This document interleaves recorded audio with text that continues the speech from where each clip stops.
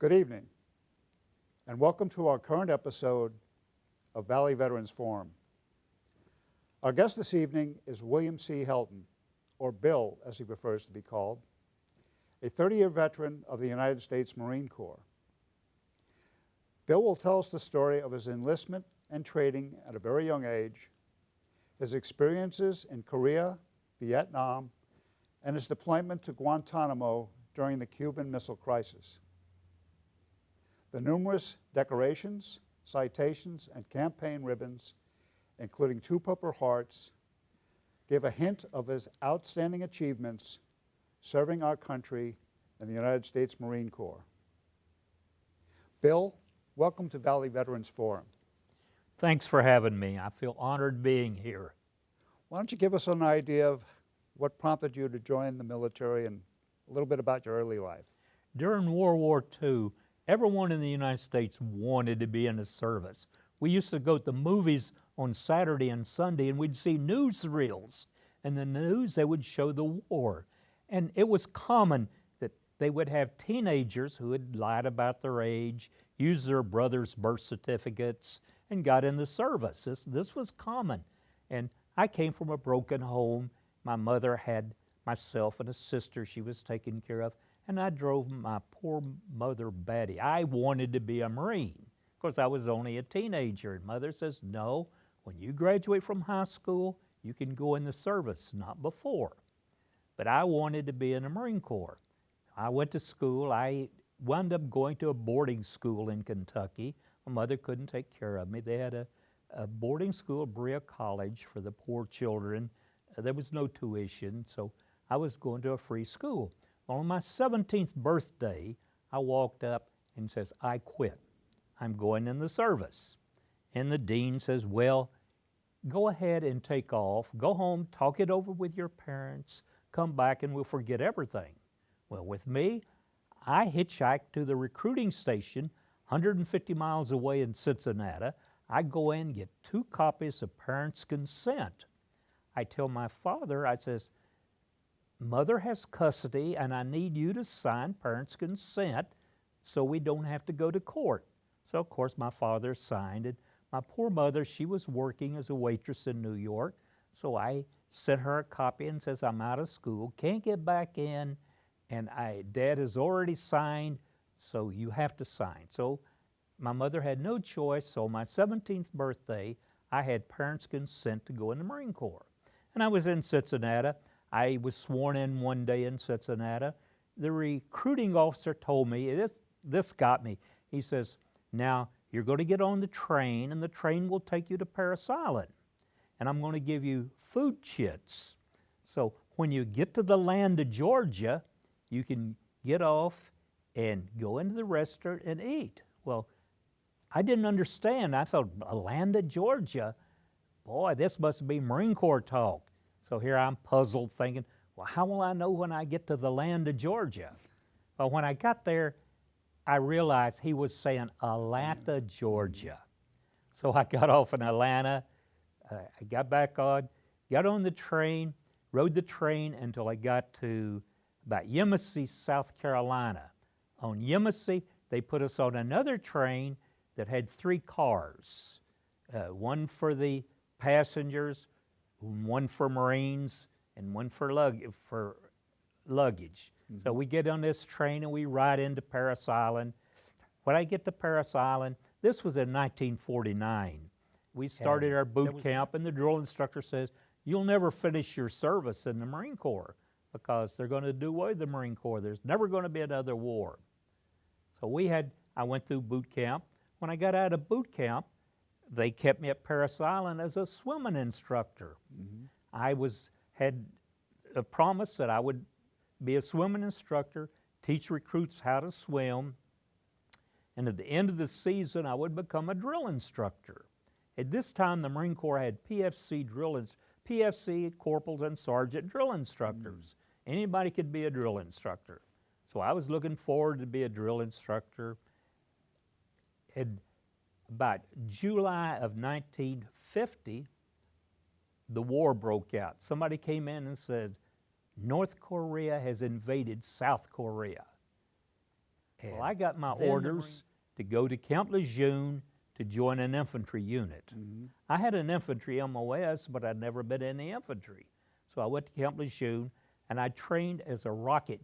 I started off as a flamethrower, and no way did I want to carry that gas tank on my back with all the fuel in it, so I talked them into making me a rocket gunner. Okay. So I became a rocket gunner.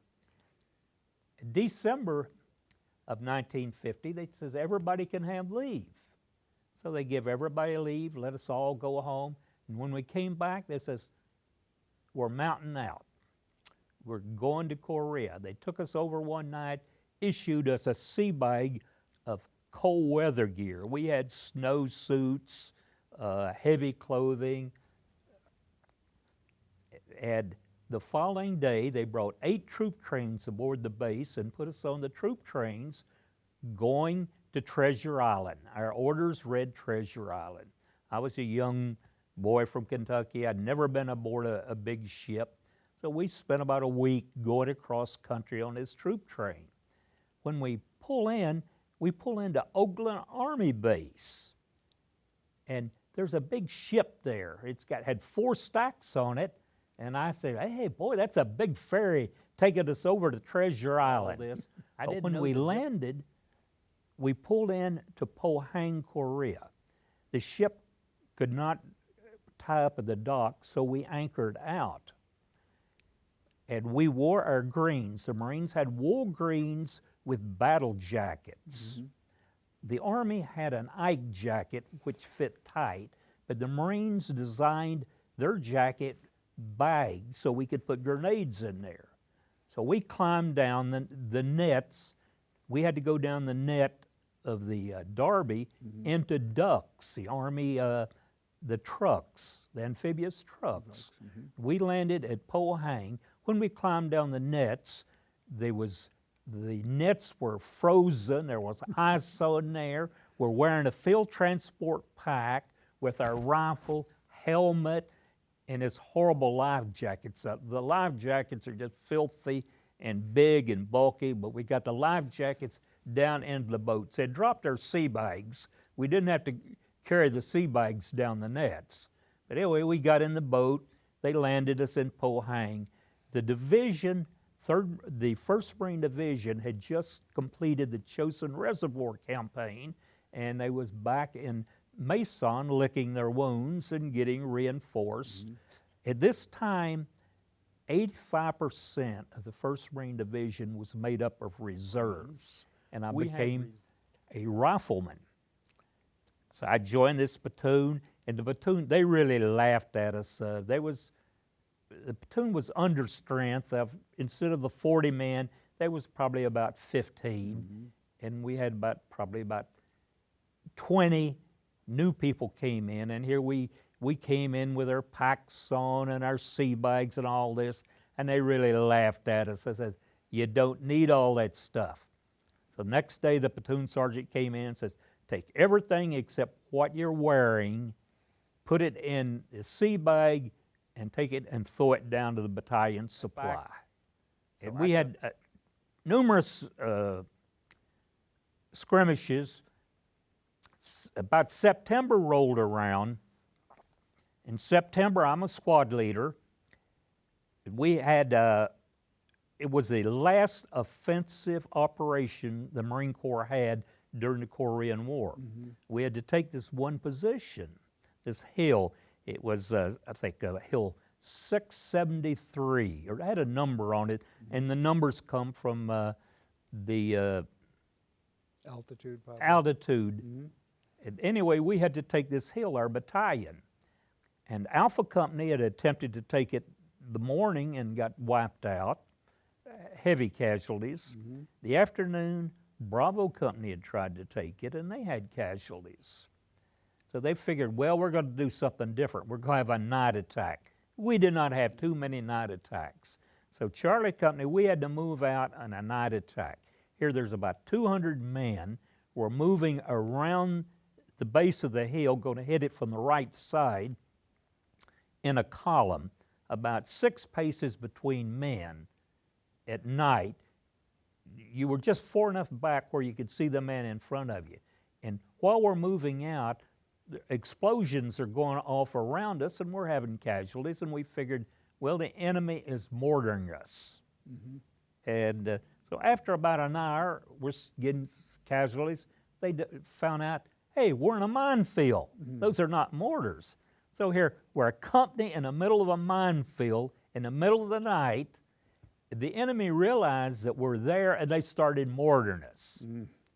So we turn around and they want us to come back to where we jumped off.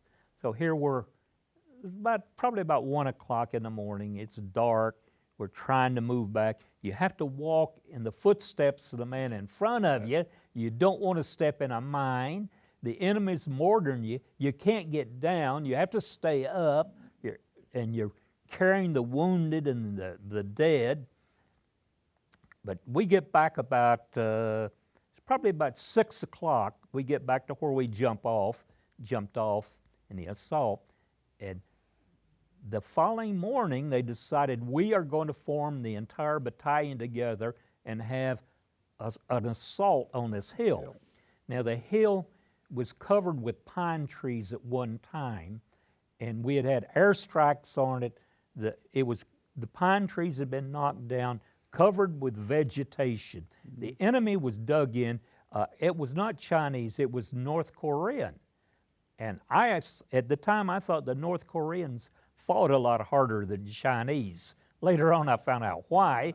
The reason was the Chinese was behind them, and if they pulled back, the Chinese would kill the North Koreans. Oh, boy. So they had to stay and die. Right. We get to the top of the hill at about 5 o'clock, 1700, and we get to the top of the hill, and there was we were getting far out of a bunker.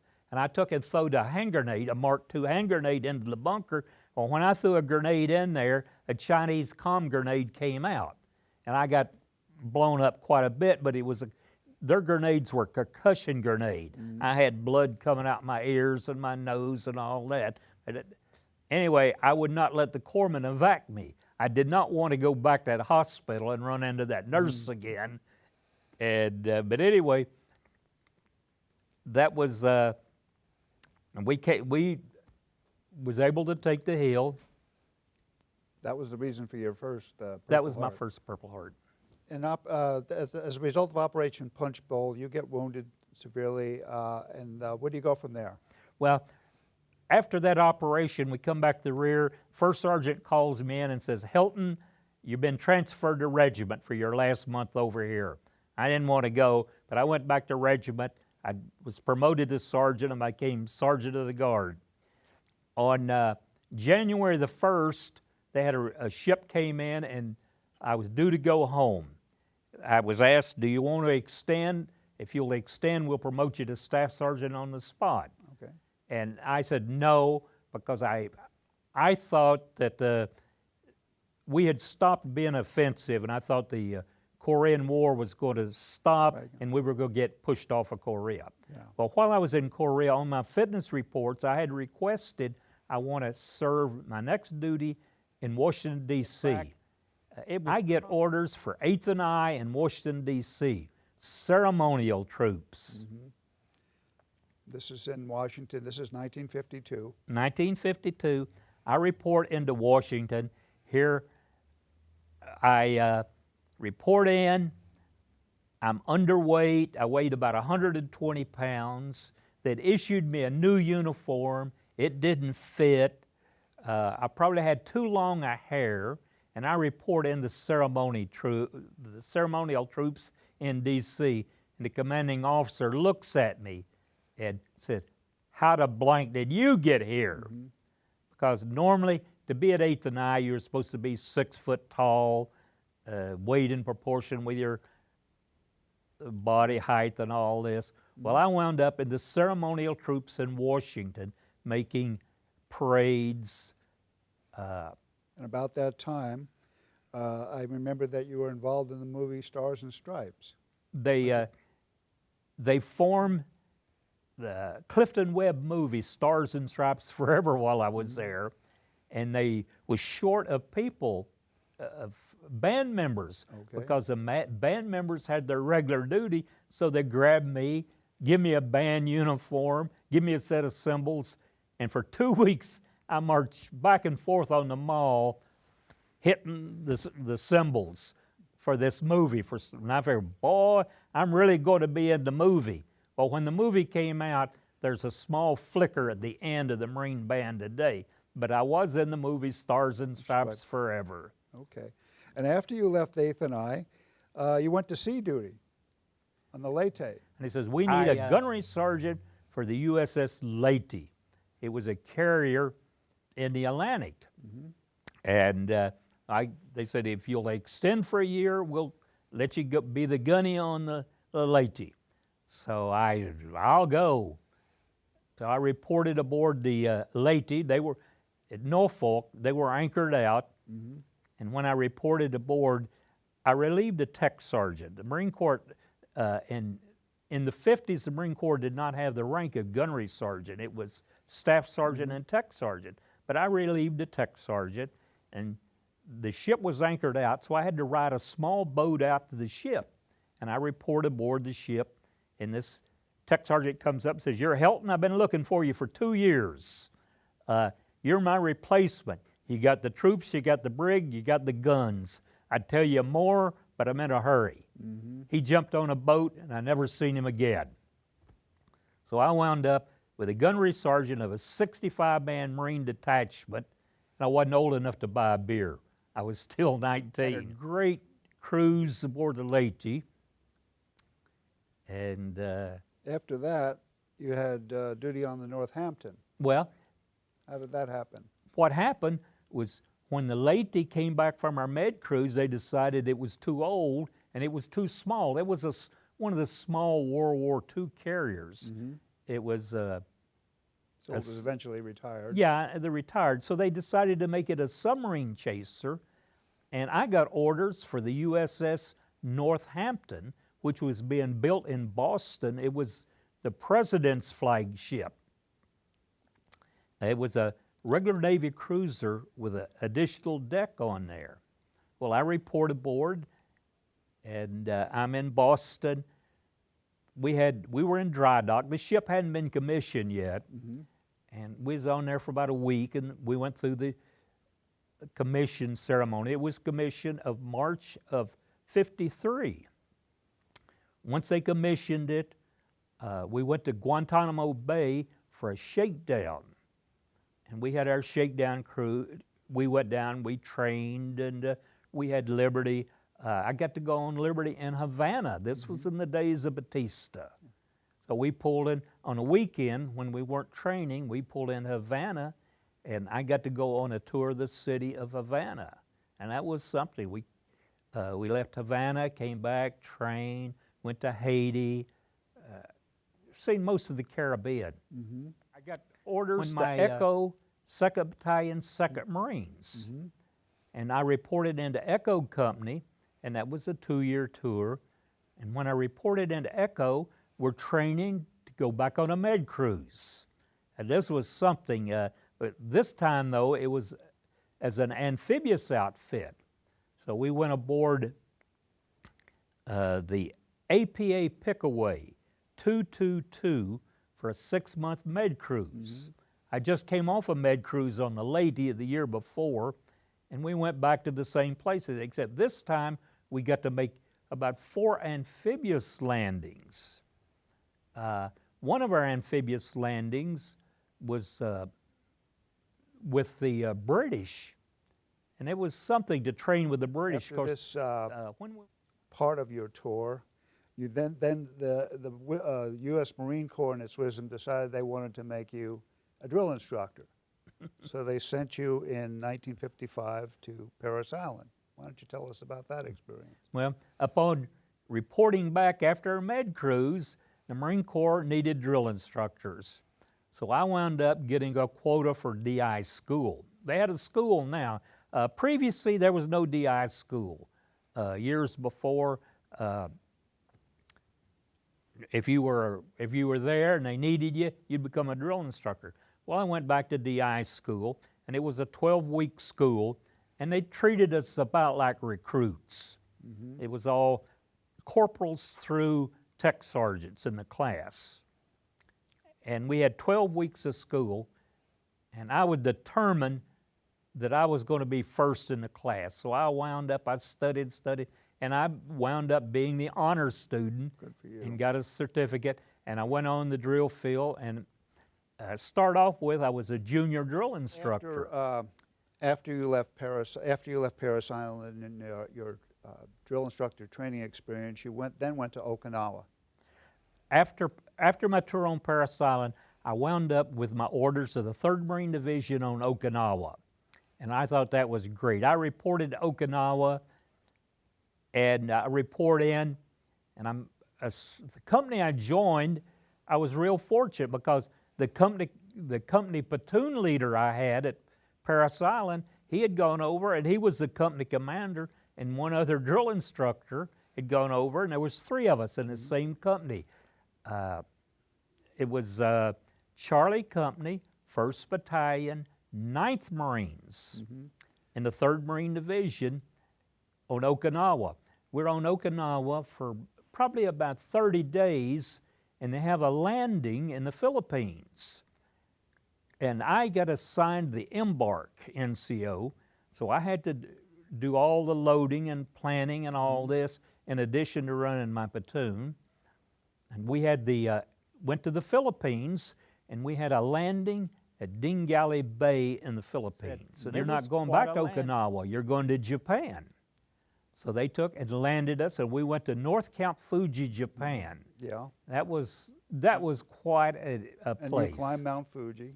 And for recreation and education, one Sunday we all volunteered to climb Mount Fuji.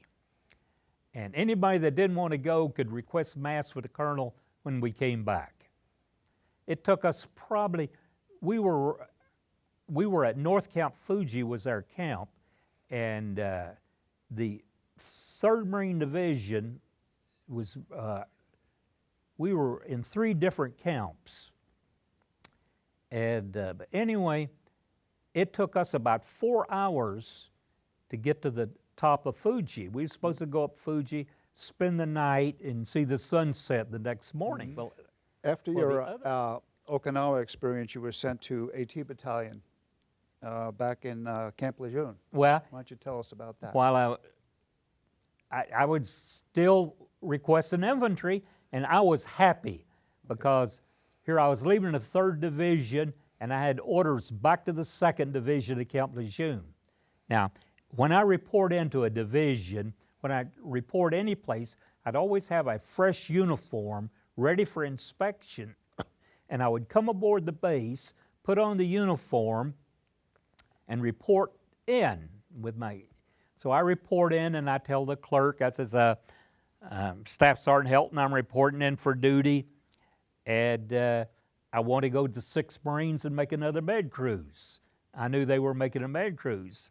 And the clerk comes back and he says, Sergeant, he says, I'm sorry, but there's some major back there looking at your record book, and you are the new S4 chief for the anti-tank battalion. Well, the Marine Corps had just formed the anti-tank battalion. It was something new. We had the Ontos. This was a small, we'd say a tank with 6 106 rifles on there, and it was new.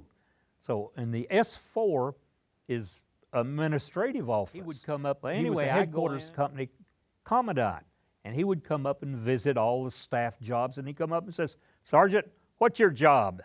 And I said, Sir, I'm the S4 chief.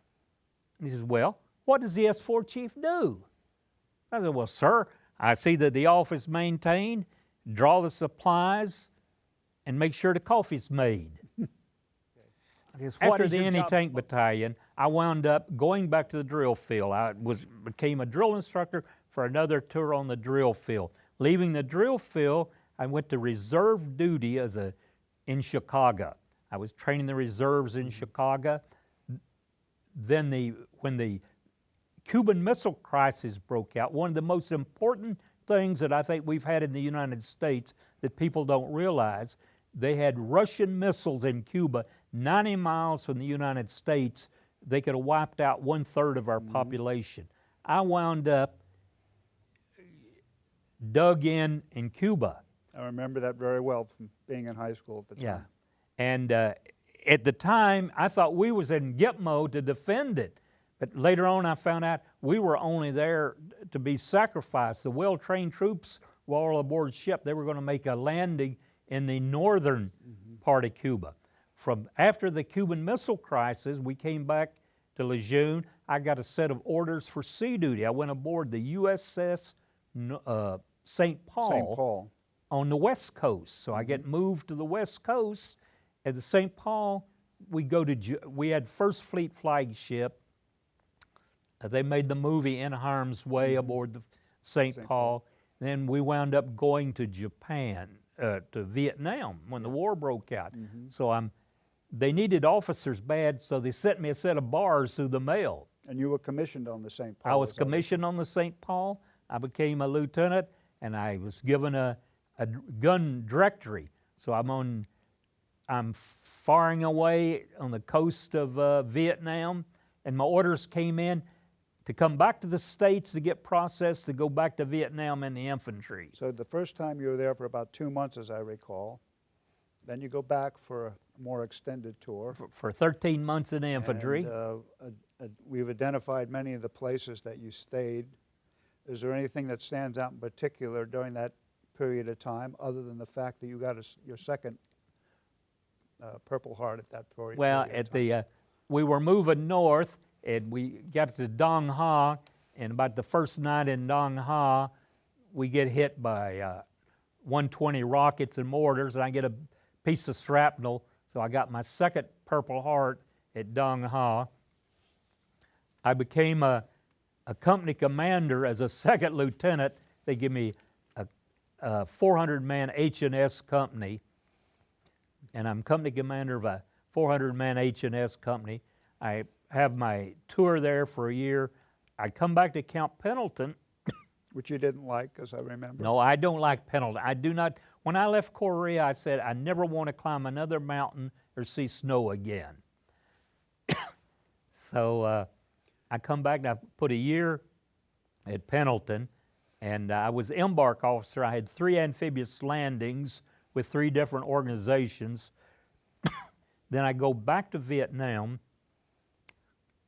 I wind up in Echo 2-3 as a company commander. Right. I worked my way up. I'm company commander of Echo 2-3. Then I became the S4 officer upon completing my tour in Vietnam. I come back to excuse me, to Camp Lejeune, and I'm a company commander of Delta 1-8, the same company I was in Guantanamo in as a platoon sergeant. I'm the company commander. Then the Vietnam War was over, and I got reverted back to Master Gunnery Sergeant. And upon being reverted to Master Gunnery Sergeant, I received orders to a college, Miami University of Ohio. In the NROTC period. NROTC. And then after that, you were in the 3rd Marine Division? After a tour in NROTC, I get orders back to 3rd Marine Division. I go into division headquarters. I'm the 4-stat chief. They had, I still had the infantry MOS, but they had no billets for a Master Gunnery Sergeant open, so I became the 4-stat. This was a computer job, and I was making reports to Joint Chiefs of Staff in Washington. And I put my year there, and I go back to the 2nd Marine Division, and I retire in the 2nd Marine Division. And that I had was 8 in, tours there. 1979 when you 1979. final retirement. Before we wrap up today, and I want to thank you for coming in to be with us for our show, I'd like to ask you a few questions about your feelings about the current Marine military, some of the changes that have occurred that you've commented on in our meetings at the Clovis Veterans Memorial District. Anything in particular that stands out that you've seen in the changes that have occurred, especially in the Marines in the last few years? In the Marines, I think they are the finest force. I would have a hard time today in the Marine Corps. I was not as physical fit as they are today. We did not have, prior to about 1956, we didn't have that much physical training in the Marine Corps. Mm-hmm. And in boot camp, when I went through boot camp, the only time we had PT was when the drill instructor was mad at us. The drill instructors had a choice of PT or rifle inspections. So prior to 56, we had very little physical training, authorized physical training. And now today we know how important it is. It is important especially today. with women and other aspects of the military operation. Well, Bill, I want to thank you again for coming in to join us today, and I want to thank all of our viewers for coming back and joining us for this episode of Valley Veterans Forum. We look forward to seeing you again in the future.